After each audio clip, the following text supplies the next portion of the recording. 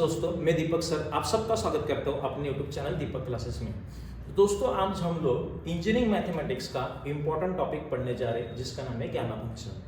दोस्तों आज gamma function का डेफिनेशन, जनरल फॉर्मूला क्या होता है और उसका वैल्यू कैसे निकालते हैं उसके बारे में डिस्कस करेंगे फर्स्ट लेक्चर। तो दोस्तों गैमा फंक्शन का जनरल फॉर्मूला क्या होता है?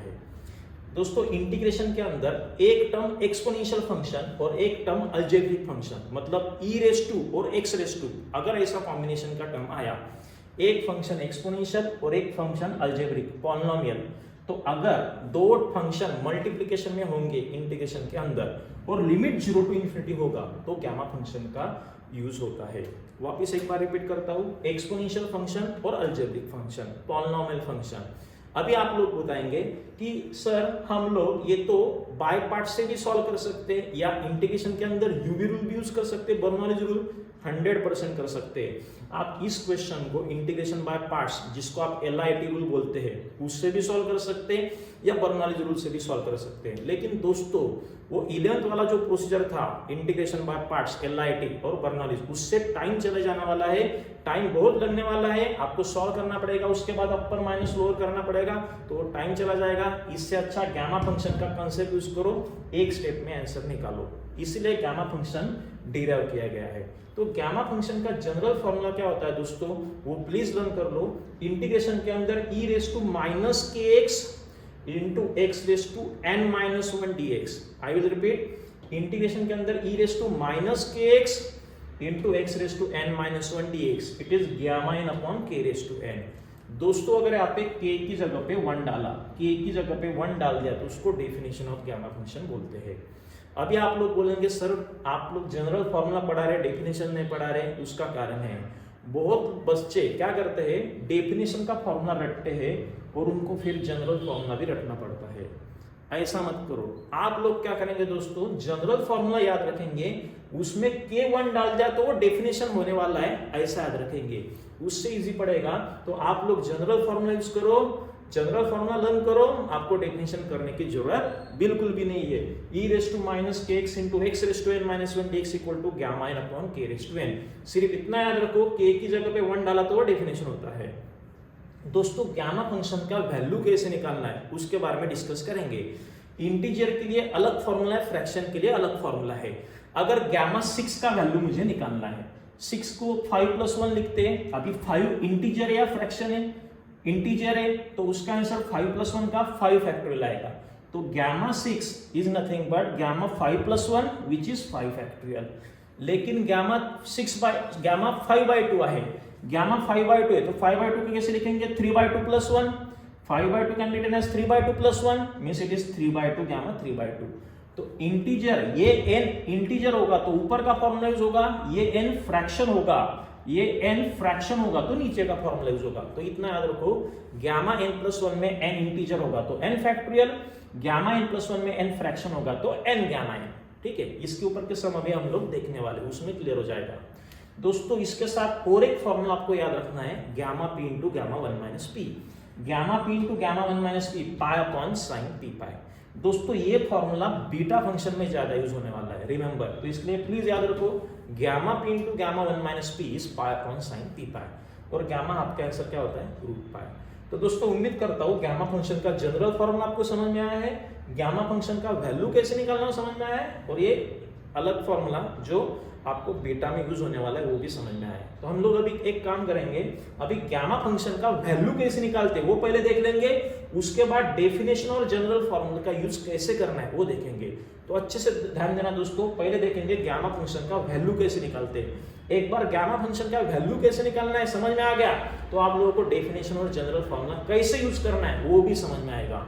दोस्तों मुझे गामा 7 का वैल्यू निकालना है, आपको पता है 7 को कैसे लिख सकते हैं, 7 कैन रिटन एज 6 + 1, और यहाँ पे आप बताएंगे मुझे 6 जो है वो इंटीजर या फ्रैक्शन है। ये इंटीजर है, 6 इंटीजर है, मतलब यहाँ पे आंसर आएगा 6 फैक्टोरियल, मतलब गामा 7 का आंसर 6 फैक्टोरियल आएगा। तो आप मुझे बताएंगे ओरली गामा 24 कितना आएगा, 23 + 1, 24 मतलब 23 + 1 इट इज 23 फैक्टोरियल। ठीक है, दूसरा सम है गामा 5/2, 5/2 को कैसे लिखेंगे आप, 3/2 + 1, 5/2 मतलब 3/2 + 1 तो 3/2 गामा 3/2। दोस्तों फ्रैक्शन अगर होगा, ये नंबर फ्रैक्शन अगर होगा, तो मैं आपको एक सिंपल ट्रिक पढ़ाने जा रहा हूं, वो ध्यान दो, ये फॉर्मूला यूज करने की जरूरत नहीं है। वो ट्रिक क्या है ध्यान दो, मुझे बताओ 5 - 2 कितना होता है। 5 - 2 3 होता है, तो 3/2 लिखना है। कितना लिखना है? 3/2। वापिस 3 - 2 कितना होता है? 1/2 होता है, तो 1/2 लिखना है। तो इसमें से ये नंबर सब्ट्रैक्ट करने का, ऊपर वो न्यूमरेटर में लिखने का, अपॉन में 2, वापिस इसमें से नंबर सब्ट्रैक्ट करने का, न्यूमरेटर में लिखने का, ऐसा प्रोसीजर 1/2 तक करने का, और इनटू में √π लिखने का। इनटू में क्या लिखने का?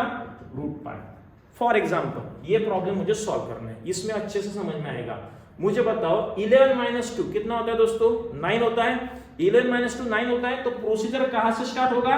9/2 से शुरू होगा, वापिस 9 - 2 7, 7 - 2 5, 5 - 2 3, 3 - 2 1। तो शुरुआत कहां से होगा? 11 - 2 9 से होगा। 9/2, 7/2, 5/2, 3/2, 1/2, और इनटू में क्या आएगा? √π आएगा। 1/2 आने के बाद इनटू में क्या लिखना है? √π, वो भूलना नहीं है। फिर आप बताएंगे सर हमको ये फॉर्मूला क्यों पढ़ाया? दोस्तों ये फॉर्मूले से ही वो आंसर निकलता है। अगर मुझे 11/2 सॉल्व करना होगा तो मैं क्या करता? 9/2 + 1 लिखता, 9/2 गामा 9/2 आता, वापिस गामा 9/2 को मुझे 7/2 + 1 लिखना पड़ता, 7/2 गामा 7/2 आता, वापिस 7/2 को 5/2 + 1 लिखना पड़ता, तो प्रोसीजर लेंथी हो जाता।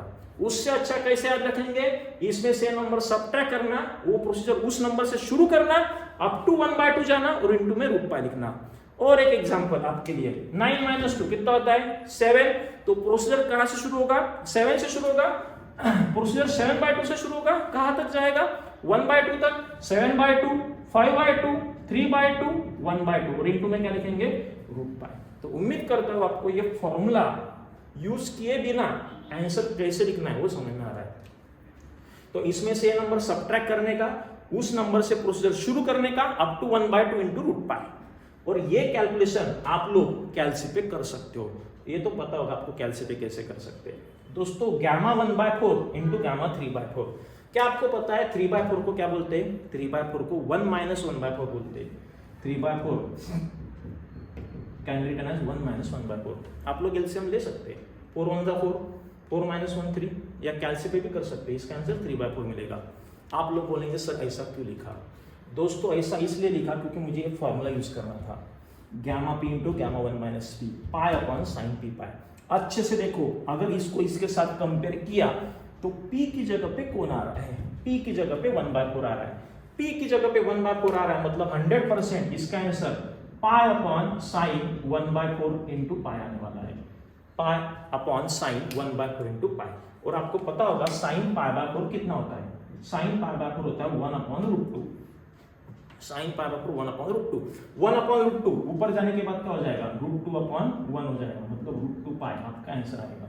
तो समझ में आ रहा है क्या? देखो दोस्तों, तो हमने क्या किया, हमने अभी गामा फंक्शन का जनरल फॉर्मूला पढ़ा, उसके ऊपर से डेफिनेशन कैसे याद रखना है वो देखा। गामा फंक्शन का जनरल फॉर्मूला e⁻kx × x⁻n−1, इसमें k1 डाल दिया तो डेफिनेशन हो गया।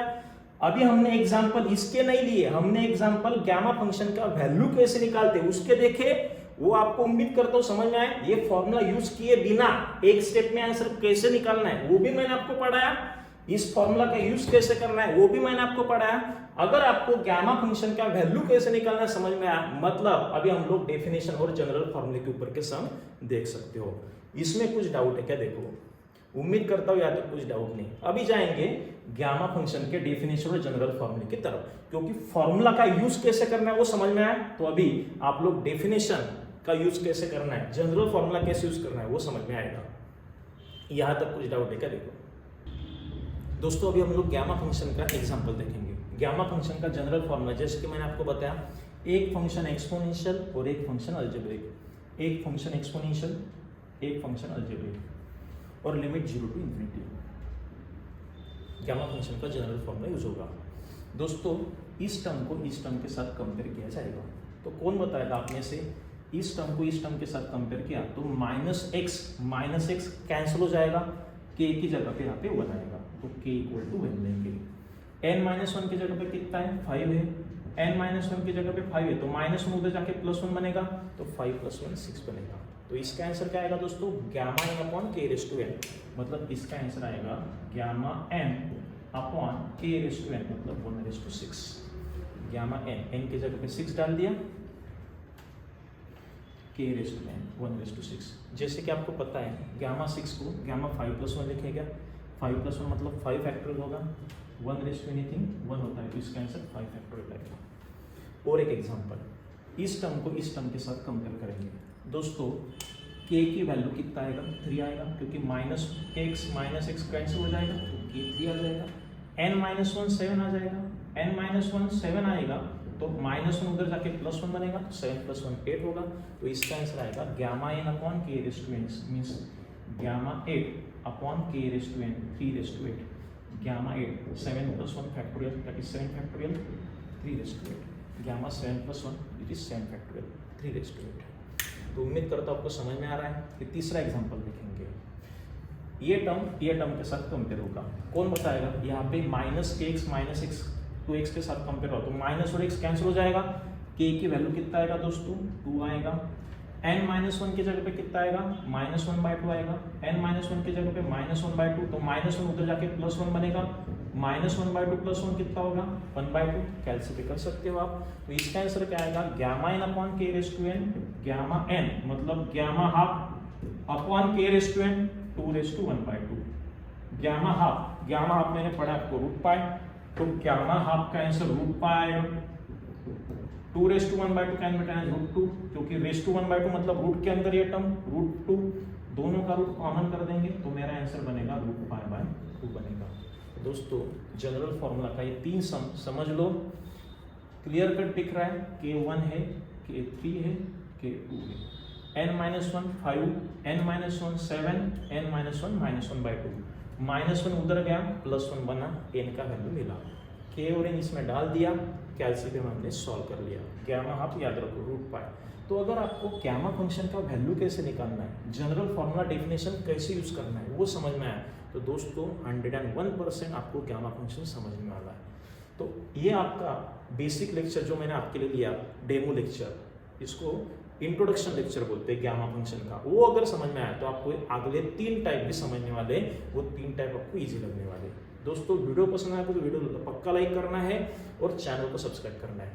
आपके लिए लेके आऊँगा मैं सेकेंड लेक्चर जिसमें हम लोग टाइप 1 पढ़ेंगे, ठीक है? तो आज यहाँ पे रुकते हैं, थैंक यू।